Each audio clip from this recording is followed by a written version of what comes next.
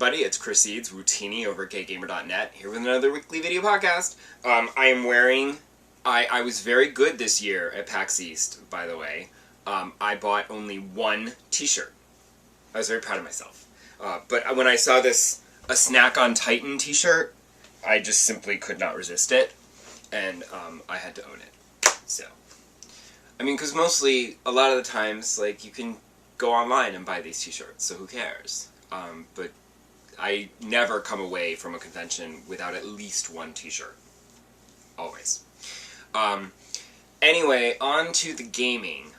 First, I want to do a little bit of an update on Dragon Age Inquisition, which I'm still loving. Although, as I've said before, I'm doing things out of order, willy-nilly, so sometimes things are really difficult, and then sometimes they're a complete breeze, because I'm doing things all over the map. But the problem is what I've found is that by doing all of the side quests in every area before moving on to another area, well, I mean, not every side quest, but a lot of them.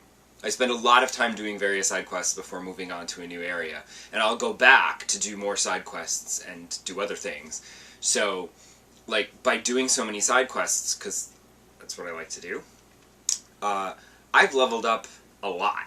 So, basically, while I appreciate it in that it makes the dragons a lot easier to kill, over the past week I killed a couple of dragons, and one of them gave me some experience, but the other one, I didn't see the little, I don't think I saw the little experience bar pop up at the end to say, oh, congratulations, you've killed this dragon. That's kind of annoying.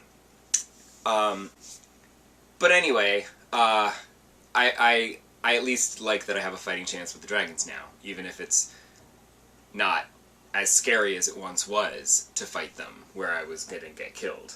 And I did get killed quite a few times. My real problem is that I finally was like, oh, you know what, let me do this story mission.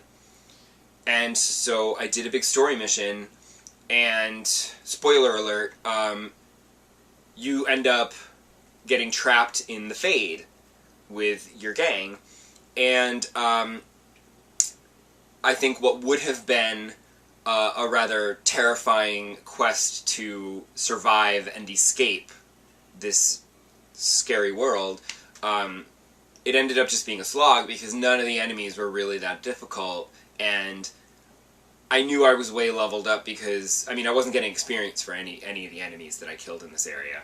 And there were supply caches, like, everywhere, so that you could, like, replenish your stock of health potions, but I never really needed to do that, because we might have used one.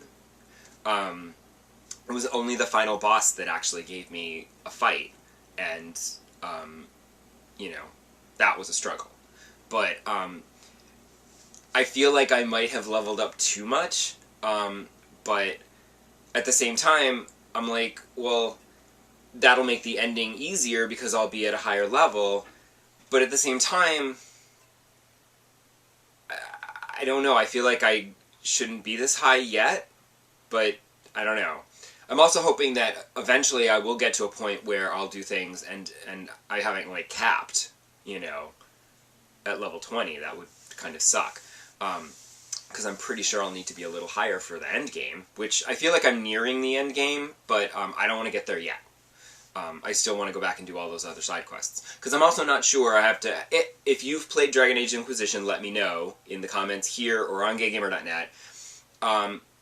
After you finish the story, can you continue playing to go back and redo all the side quest stuff that you didn't get to before the end of the game? Or does it end and, you know, you can't go back? Because if that's the case, I'm going to make sure that I do as much side questing as I want to before I finally go ahead and play the final mission. Let me know, because I'm curious. It'll still be a little while, so you have time. In other news, I did get a new game this week. Luckily, it is a portable game, so it will not impinge it will not interfere with my Dragon Age Inquisition playing. There was a a PSN Flash Sale also. I did buy a bunch of new games that I'm not playing yet as well, because there was a big Flash Sale on PSN where all these games were $1. And the last time I only bought 2 games because they were $1. This time there were a bunch of games under $1, and I bought a bunch of them. I bought Breath of Fire 4, because that'll be a great RPG to play on my Vita, hopefully. And again, if I don't like it, I only spent like 96 cents on it, so whatever. And I know I bought Tokyo Jungle, because I was always curious, but it never went on sale enough for me to be like, for me to pull the trigger and say, okay, I'll get this game now and see what it's all about. But it was like 90 cents, so I'm like, okay, if it's less than $1, that's got to be worth, even if I only play it for 5 minutes, then it's worth the money. And then they also had a bunch of the old Telltale games on sale, and I got, because you get the full season, all like 5 episodes of, I got a Sam & Max game, I got the Jurassic Park game, and I got the Back to the Future game for $1 a piece. So even if they're not as good as, like, you know, The Walking Dead or Game of Thrones, they've got to be worth $1, right? I'd buy that for $1. That's what they should call the Flash Sale.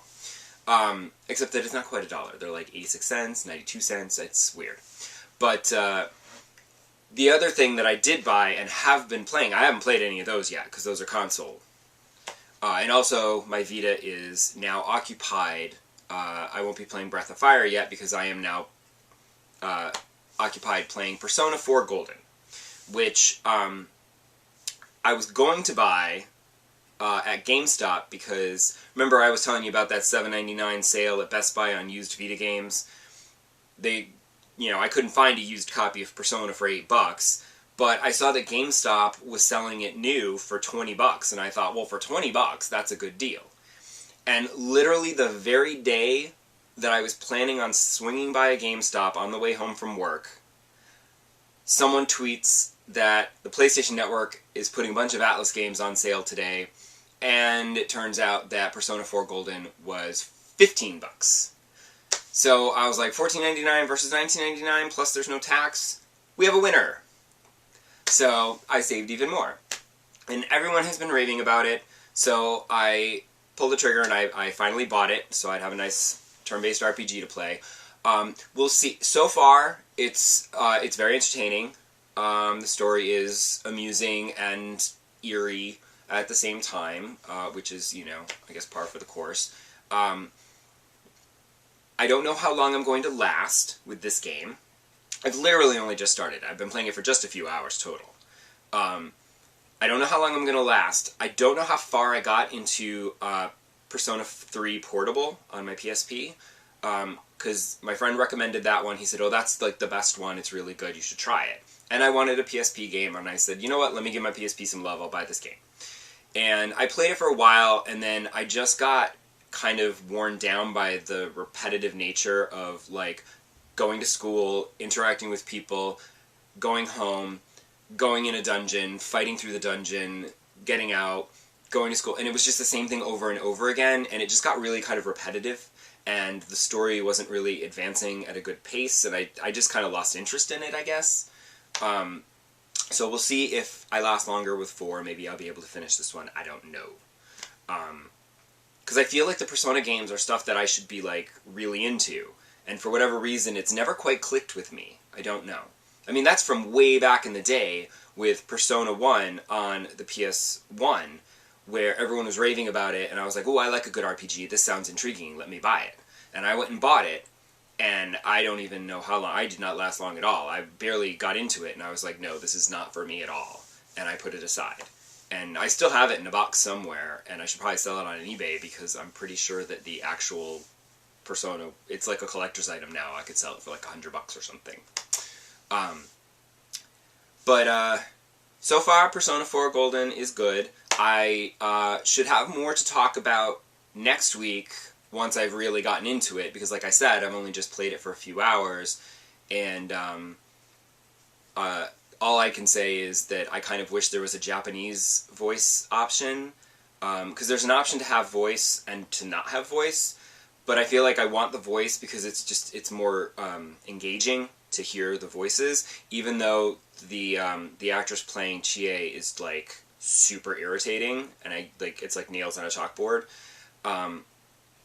But I wish there was a Japanese voice option. Also, it slows down the game because I feel like since they took the time to record the voiceovers, I should let them say what they're saying before pressing the button to advance to the next page of dialogue.